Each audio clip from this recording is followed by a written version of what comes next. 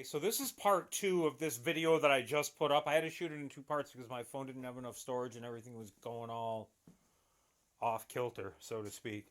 So this is the next video, so sit tight, right in a row. See, it's like a double feature. What do you guys think of the double feature? And it's later in the day too. It's like 7 o'clock at night. I wanted to get this video up by like 4, but yet here we are. All right, sit tight for the second half, like a little intermission. Actually, I changed mine. I decided since we're already at the machine, we'll just go through the drive system here. We got a little drive roll there. Got your inlet guides, the intermediate and outer guide. That's going to keep your wire nice and straight in the groove of that drive roll. And there's your idler wheel. And this comes down. And this is your tensioner right here, which moves this up and down to tighten your, your wire into the grooves. The groove. You don't want it super tight because it can bird nest your MIG gun. And then when it gets super tight, that means that usually things are not lining up the way they should be. But definitely, we're going to take a good look here, run some wire. But yeah, we're going to get this driver all off too, and then maybe run it on the wire wheel and clean it up a little bit. I'm sure that was already done, but I'm just kind of showing you the paces of how I do it. Okay, y'all, so we're going to pull this little drive roll here. This should come out pretty easy. Just want to snug this in. You don't want to go like all like Hulk Hogan on it. Whoops. Don't lose your screw. That would be bad. This guy should slide right off. Take a look at him here.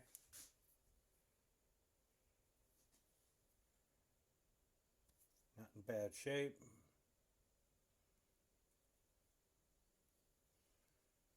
Bring it over to the wire wheel. We're going to clean it up real quick. Fast trip to the old wire wheel. Let's put you guys. Where are we going to put you?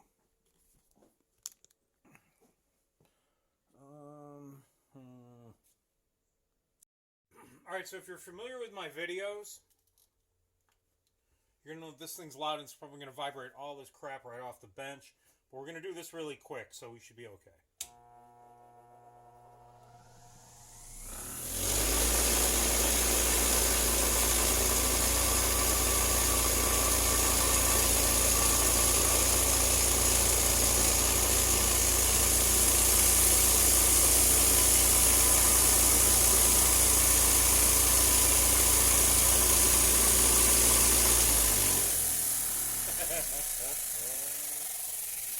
See what I mean? Shit was crazy, right? So this drive roll, give you a little heads up here. See the lights in the background. This drive roll is set up for 025 or 035 depending upon the diameter of your wire. And you just got to make sure when you put it back on, whatever it says on the outside is the wire you're going to be feeding through your drive system. So now I got to make sure I put the 035 one on because I can't see that. So, I got a little cheater. And I feel like Sherlock Holmes here. That's 025. So we want this side, which is 035. You guys aren't going to be able to see that, but that's the side it's on. There's a little key right here. And the drive motor has...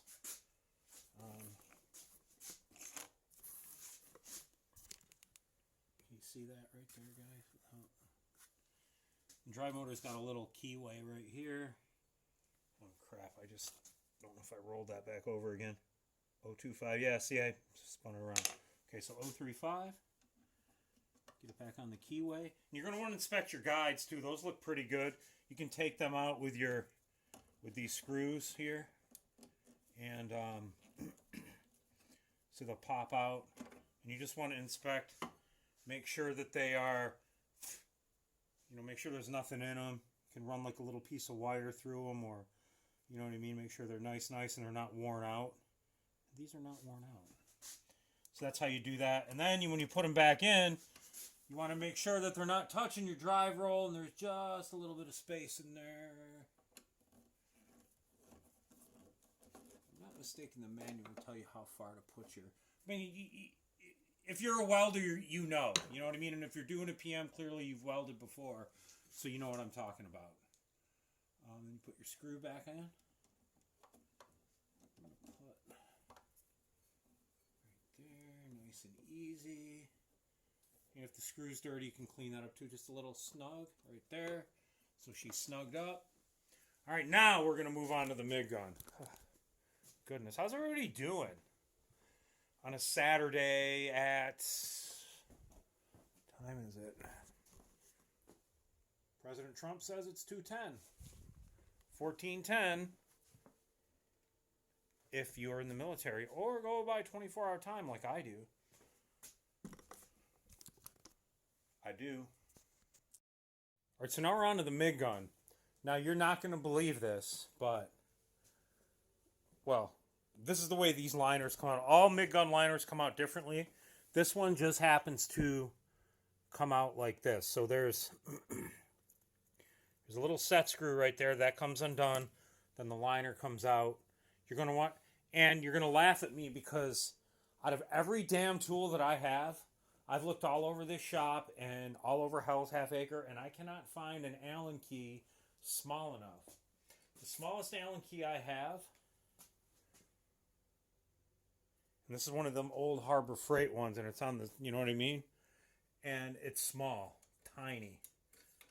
I don't even know what these things are so dusty and they get broken and stuff. And you can see I've glued them back, but they're handy. I've had these things for like 12, 13 years for $20, I think. I mean, come on. I mean, they're handy as hell. They work. So you just keep gluing the tops back with like Gorilla Glue, and it's like it never happened. So, but that's what you do. You take the liner and you roll it around, make sure there's no kinks in it, make sure it's not bent or out of whack or something weird going on with it. And you want to make sure it's cut correctly. That's what's going to bring you up here to your diffuser. You're going to take that off. You're going to make sure that, see like right where that liner is?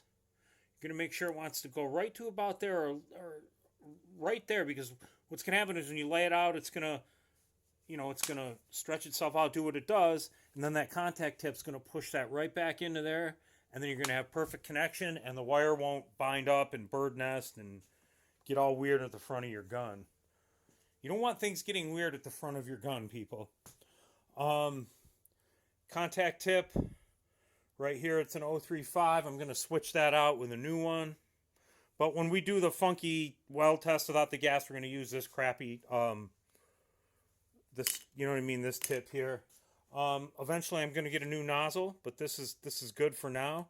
You can get a brush in there, clean it out really good if you want to, which you should.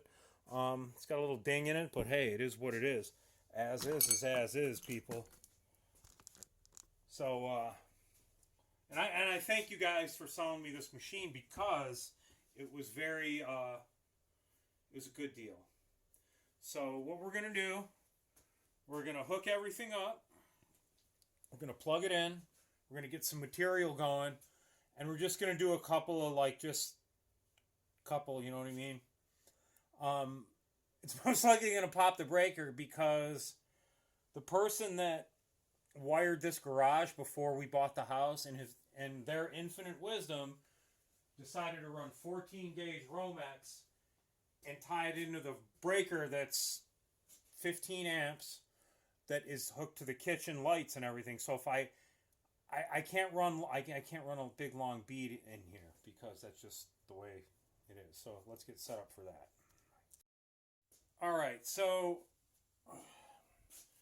we got our MIG gun right here. Got the power pin. You always want to make sure that power pin's straight too. The O-rings are good. So we're going to plug it in here. Got a little spot. That's the gun block. That's going to go in there.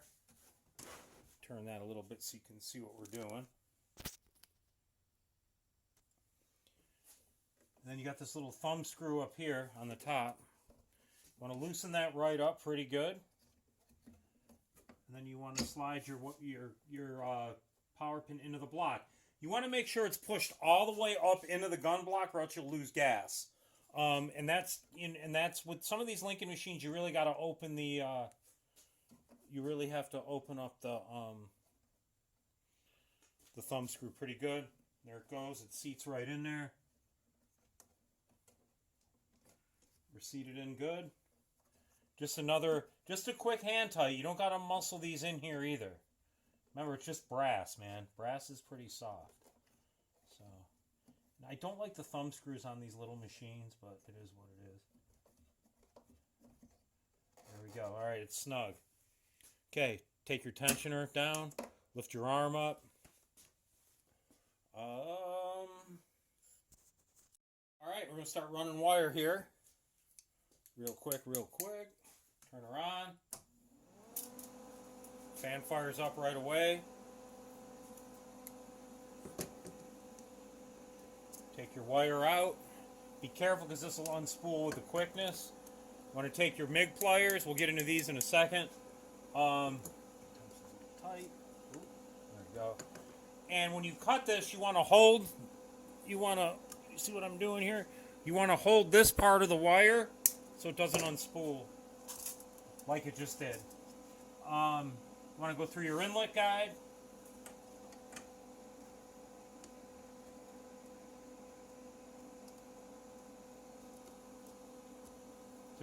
Through the outer guide. Your intermediate to your outer guide. Put your tension arm down. And then we're going to get ready to run some wire. Oh, and then we got to hook up our MIG gun connections. With the newer models, there's like a little amphenol that you can just screw in. That's good to go. Alright, ready? Make sure your MIG gun's kind of stretched out pretty good. After you pop a breaker, just run the wire. Turn the wire speed up a little. Motor's going to be a bit noisy, that's just the way it is.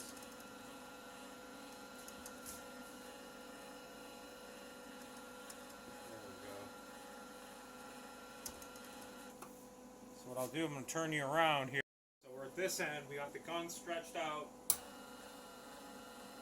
Because you want the wire to have the easiest path to get in and out of the gun. Here we go, you can feel it and it'll come right out, see? Boom. Then you want to take this and you want to run it into your hand to make sure the drive rolls aren't slipping and to make sure it's feeding at a correct speed or whatever you set it for. And now we're going to clip the excess wire. Take our contact tip, run that through the wire, and then you're going to want to hand tighten that down. Then you're going to take your MIG pliers with that little circle right there, and you're going to want to give it a little tight, not too tight, it's brass, remember. And then just run it through. Now, the cool thing about these MIG pliers we're going to get into is that those tips, you can clean your nozzle out. You can knock slag with these ends, if you go easy. You saw us tighten up our contact tip. And the next cool thing is, got your nozzle. Make sure you don't get it through any of the gas holes if there's any in this nozzle, which there isn't.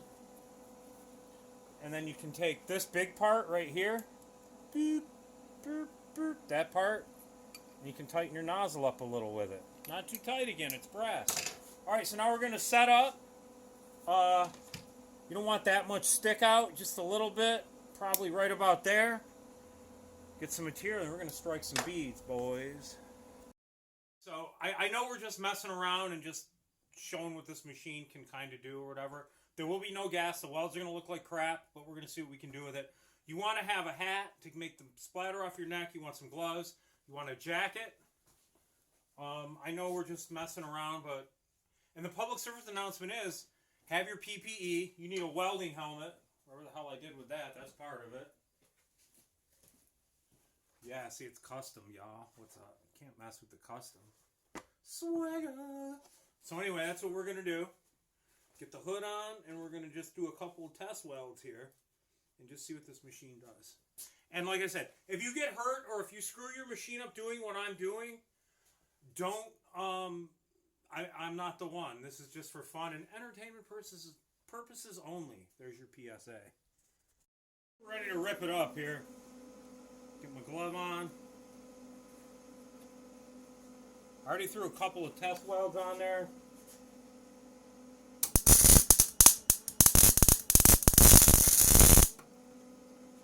A couple adjustments. It's going to be all over the place because there's no shielded gas.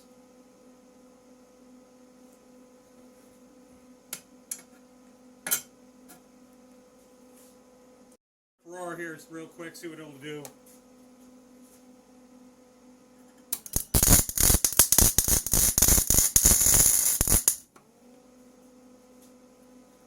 It's just, you know, I mean, there's no shielding gas, so we're just playing around here. One more quick one just for the hell of it.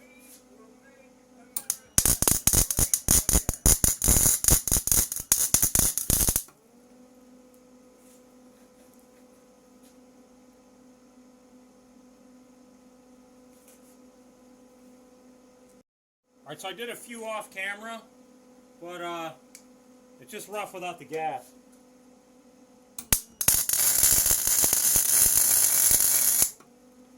But yeah, I mean, you'll see the weld looks like crap. But yeah, that's it, man. So it works good.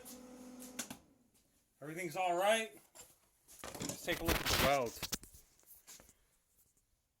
Right there. I don't want to touch it. That one was the best bead, but there is no shielding gas. So it's tough to get a good, I want to touch it, a good decent weld. Let that focus. But yeah, I mean, if I had flux wire, it'd be a little different. But anyway, that's it. Welder works. Hope you enjoyed this video. A quick Welder PM, and leave a comment below. And if you got to shit talk me, I guess, go ahead. All right, you guys have a safe and great weekend, and we will see you on the next one. CC Scraps Restorations. See ya! Damn it.